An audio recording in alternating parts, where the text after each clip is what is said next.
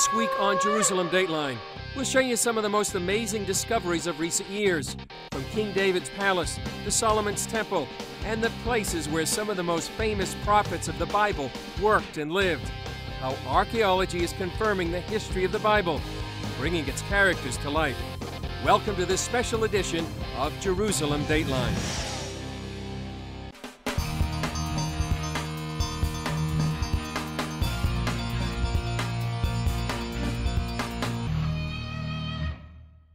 It seems like almost every day archaeologists are making new discoveries.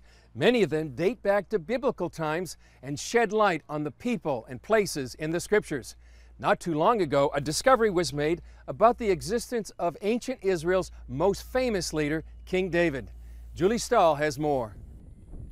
This is Herbat Kaifa in the Elah Valley. Not far from here, the Bible says David killed the giant Goliath. We don't know much about the history, the politics really, and about urbanization in the time of David. From the Bible, we don't know it. And here in Herbat Kaifa, for the first time, we have a fortified city from the time of King David. About 20 miles outside Jerusalem, Herbat Kaifa was a border city in the Kingdom of Judah, not too far from Goliath's hometown of Gath. Carbon dating shows it existed from 1020 to 980 BC, about the time of King David. Hebrew University archaeologist Yosef Garfinkel worked together with the Israel Antiquities Authority. He says they excavated dozens of rooms. He believes 3 of them were used for religious purposes. The infrastructure is different. You have isolated rooms in building, while in Canaanite and Pagan, as you said, you have real temples. But that's not all. Garfinkel presented these religious artifacts at a press conference in Jerusalem. We have 2 boxes, these artifacts that you see here. One made of pottery and the other made from stone, and they were used for keeping symbols of God. The portable shrines were shaped like temples and confirm the biblical description found in 1 Kings. That describes the architectural style in Solomon's temple and shows that the style existed even before Solomon. The site contained no statues or pig bones. That means the people who lived there followed the biblical commandments not to eat pork or keep graven images, unlike their Canaanite or Philistine neighbors. Earlier, archaeologists also found the oldest Hebrew inscription at the site. Okay, so the ethnicity of the city is like Judah. So why are these discoveries important? Garfinkel says it disproves the argument of some scholars who say the Bible was written 800 years after King David, with no connection to real history. And this is, I think, the strength of our argument, that we have historical memories embedded in the Hebrew Bible, and people cannot say that David and Solomon are mythological figures. They were actually human beings. Garfinkel says the Bible and archaeology have to work together. Julie Stahl, CBN News, Herbat Kaifa, Israel. Have you ever wanted to step back 3,000 years into the pages of the Bible? Now, visitors at a new site in Jerusalem can do just that. For the first time in modern history, this unique ancient site has been open to the public.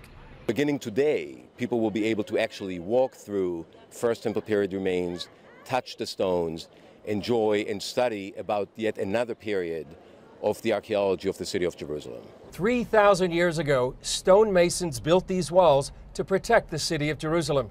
Archaeological evidence indicates that the one who commissioned and oversaw this construction was King Solomon. The reality was that a very highly skilled fortification and a sophisticated fortification was built by King Solomon. And this is only part of it. And it's very impressive. And you saw this wall, huge stone and so on. And it continues. Archaeologist Elat Mazar uncovered the site called the Ophel, just below Jerusalem's Temple Mount, restored it, and told her story in the book, Discovering the Solomonic Wall in Jerusalem. Mazar believes the Bible refers to this area in the first book of Kings. It says, until he, King Solomon, had made an end of building his own house and the house of the Lord and the wall of Jerusalem round about. Lots of it is really can be seen and can be touched. And we find lots of stuff that really go directly into the biblical sources. Other tangible examples include this floor that Mazar believes was part of a royal building destroyed in 586 BC when the Babylonians conquered Jerusalem. The excavation also exposed the structure called the Gatehouse that would have looked like this 3,000 years ago. Jerusalem Mayor Nir Barkat sees the site as not only a great piece of history, but as another way to share the magic of the old city. One of the best investments in the future is exposing our past. It enables people to come and see that it's real, come and visit, and go back home as ambassadors of peace. It shows that the Bible is real. It shows that 2,000 and 3,000 years ago, Jerusalem was the center of the world. Archaeology deals with centuries and millennia, but the news still goes on. To find out what's happening in the Middle East and Israel now, here's our weekly news wrap-up. Thanks, Chris, and hello, everyone. Welcome to this Jerusalem Dateline News Wrap. I'm Ephraim Graham. The United Nations Security Council rejected a Palestinian resolution that would have established a Palestinian state within a year and divided Jerusalem without a negotiated settlement with Israel. CBN Middle East correspondent Julie Stahl has the story. The failed resolution was a blow to the Palestinian bid to gain support from the international body that would have imposed a solution on Israel. The result of today's vote shows that the Security Council as a whole is clearly not ready and willing to shoulder its responsibilities in a way that would allow for the adoption of a comprehensive resolution and allow us to open the doors for peace and for a just and lasting solution based on international law. Prior to the vote, Israeli diplomat Israel Nitzan charged the Palestinians with doing everything possible to avoid direct talks with Israel. They have engaged in a never-ending string of political games, and now they are parading into this council with a preposterous unilateral proposal. I have news for the Palestinians. You cannot agitate and provoke your way to a state. The resolution called for Israel to leave the West Bank by 2017. That's the area Israel won in the 1967 Six-Day War, and many Israelis consider their biblical inheritance. U.S. Ambassador Samantha Powers called the resolution deeply unbalanced and said it would undermine negotiations. We voted against this resolution not because we are comfortable with the status quo. We voted against it because we know what everyone here knows as well.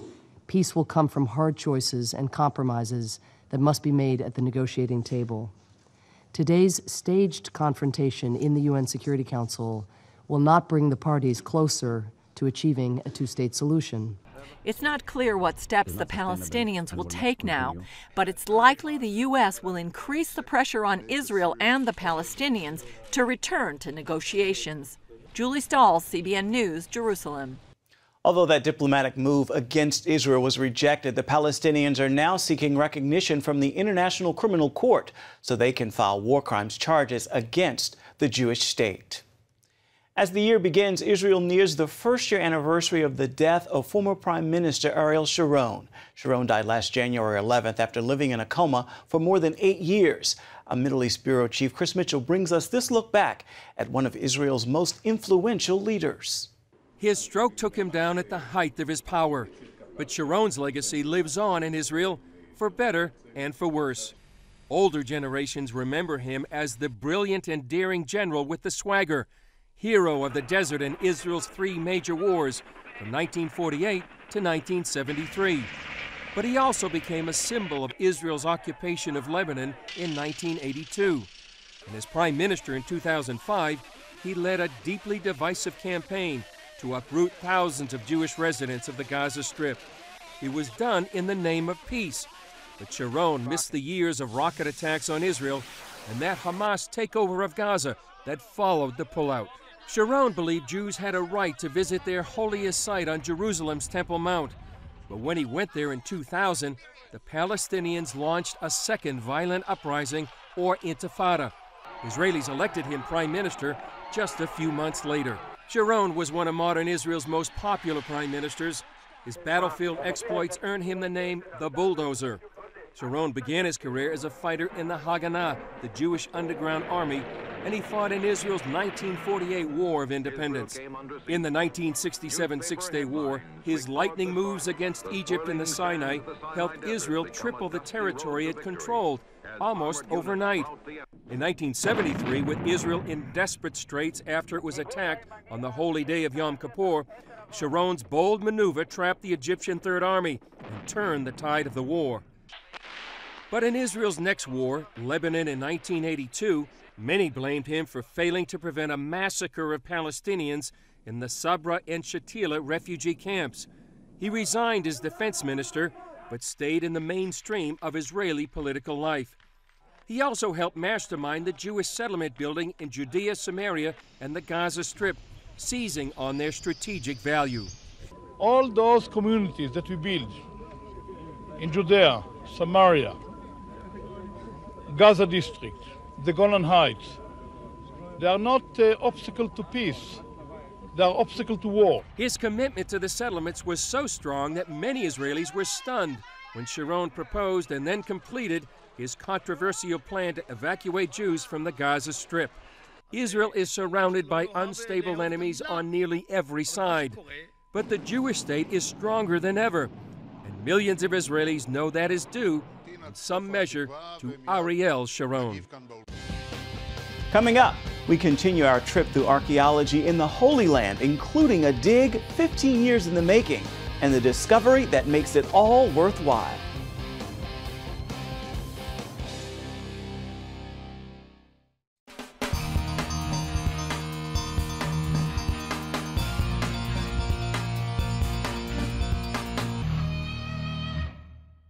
Welcome back to this special edition of Jerusalem Dateline. He healed the sick, raised the dead, and called down fire from heaven. The prophet Elisha was one of the great figures of the Bible. Here's an exclusive look at a site that may contain his house. This is Tel Rehov in the Jordan Valley. During 16 years of digging, archaeologists uncovered a 3,000-year-old, well-planned city. They also found a unique building that might have been the house of Elisha. The house was full with objects of unique type. 2 altars we found there, 2 pottery altars that were used for burning incense. Lead archaeologist Ami Mazar also points out the difference in the structure of the house. Normally houses have one entrance leading into a large space with rooms all around. This house was divided into 2 wings. The 2 wings were connected to one another through the back room. And each one of the wings had an opening towards the street.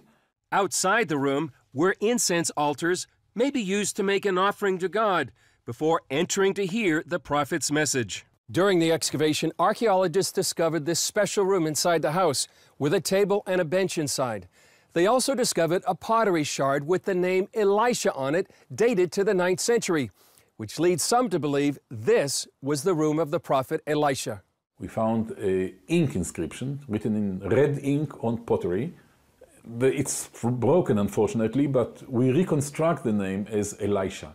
Elisha was born about 7 miles from Tel Rehov and Avel Mahola, and went throughout the kingdom of Israel, from Jericho to Samaria to Shunam. I cannot say for sure that this particular Elisha that we found is the biblical Elisha. You know, it's very difficult to say. But it's very tempting because it's exactly the period when Elisha acted, the second half of the 9th century BC. Elisha the prophet was known for telling the widow to borrow empty pots, fill them with a tiny cruse of oil, and sell them to pay her creditors, raising the Shunammite son from the dead, and instructing the Syrian army commander Naaman to wash in the Jordan River 7 times to be healed of leprosy.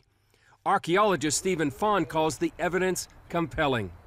With only 6 other people by the name of Elisha known in that time for a couple of centuries on either side, we can somehow believe that either there was just the luck that this holy man was also by the name of Elisha, or this was Elisha the prophet himself.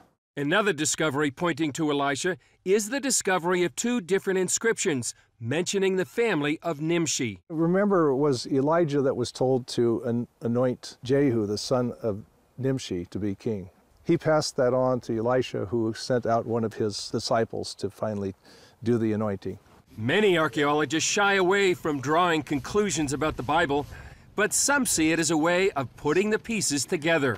Archaeology is like a huge puzzle. You know, we add information from one excavation, a second excavation, a third excavation, Chatzor, Megiddo, Tel Rehov, Bet She'an, Samaria, and together we bring it into a large picture, the large puzzle, trying to decipher the material culture of the Israelites.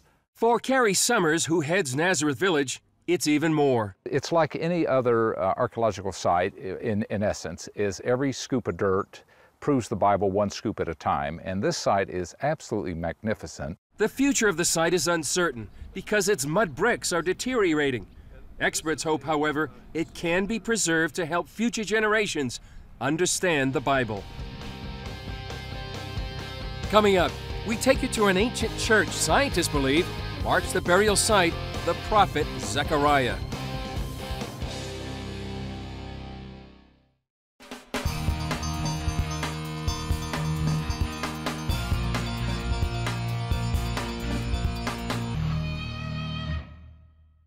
In early Christian history, when church leaders thought they had found a historical biblical site, they often built a church to mark the spot.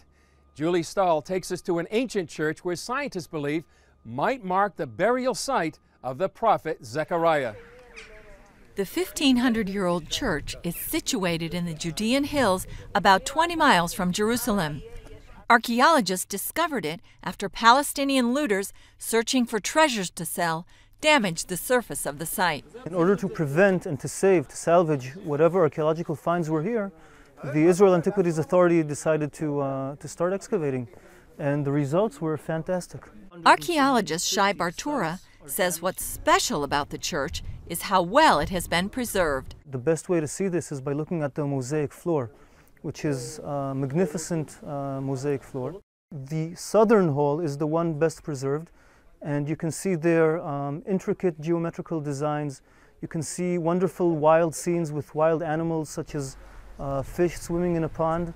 There's another spectacular scene of a lion hunting a gazelle. Marble columns imported from Turkey lined the central hall of the basilica. We're trying to figure out why such a magnificent building was built here. One theory goes back to Bible times. This part of the church was built over an ancient tomb. Archaeologists say it could be the tomb of the prophet Zechariah, and the church was placed here as a memorial. Remains of the church are the only things visible on the surface now, but archaeologists say Jewish villages existed here during the Second Temple period and hundreds of years later during the Great Jewish Revolt against the Romans.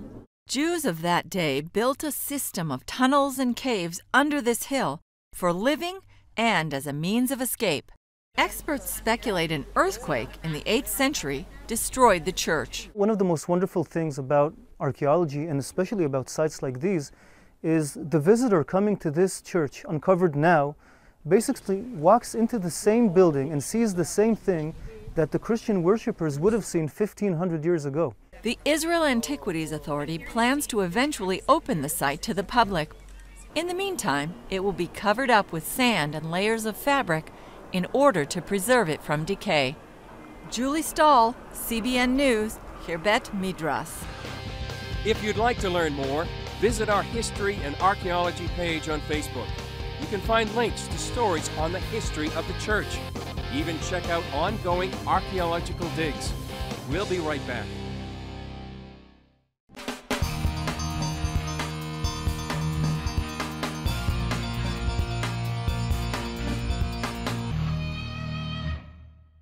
Our final story doesn't have much to do with archaeology, which is history buried in the ground, but this is living history and an opportunity for visitors to see up close and personal some of the animals found in the scriptures.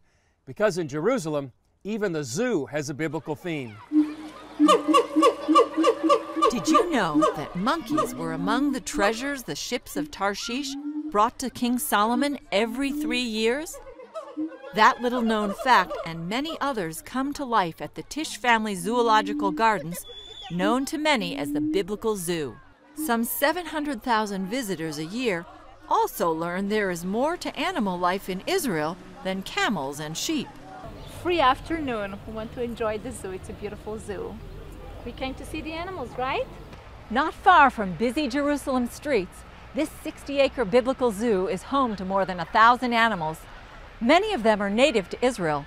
Others have become extinct over the years, but the zoo is bringing them back to their native land. That includes animals fought by a young shepherd named David. The Syrian brown bear, which lived in northern Israel, hasn't existed here for more than 100 years. Lions no longer prowl the hills of Israel, but at one time their presence was commonplace. We think that the Asian lion is the lion that roamed the land of Israel more than 800 years ago, mentioned in the Bible, of course, and is also the symbol of Jerusalem and the tribe of Judah. They took the trunks and wrapped it around other elephant's tail. Although elephants are not found in the Bible, ivory is mentioned several times as a precious commodity. What do you like about the giraffe? But the giraffe is a tree. Yeah? It's way bigger than this. Some Jewish sages believed the mountain sheep was actually a giraffe, and the behemoth of Job is thought to be a hippopotamus. In the Bible Land Preserve, you can see animals of the Bible roaming freely in an area like their natural habitat, like the Nubian ibex, referred to as a wild goat in the Bible. The horns of the male can grow more than 50 inches long and served as shofars or ceremonial horns in the ancient Jewish temple. Other animals, like the Persian fallow deer, were totally extinct in Israel. Today, thanks to a special breeding program, you can actually see them in many parts of Israel in nature. There's a Noah's Ark visitor center designed to capture the biblical concept of preserving animal life. This is one of our symbols and which connect the biblical story to the actual thing that we are doing here and now. Yet the biblical zoo is about more than just animals. It's about coexistence in Jerusalem. Actually, this is one of the best places to be with the children, to spend the time with the children in the afternoon in Jerusalem. We want everybody to come and feel welcome in a place that has a common interest, which is the animals, which is nature, which is conservation. Julie Stahl, CBN News, the Biblical Zoo, Jerusalem. Well, that's it for this special edition of Jerusalem Dateline. If you'd like to know more, you can visit us on our Facebook page or our website at cbnnews.com. I hope you've enjoyed this trip back to biblical times. I'm Chris Mitchell. We'll see you next time on Jerusalem Dateline.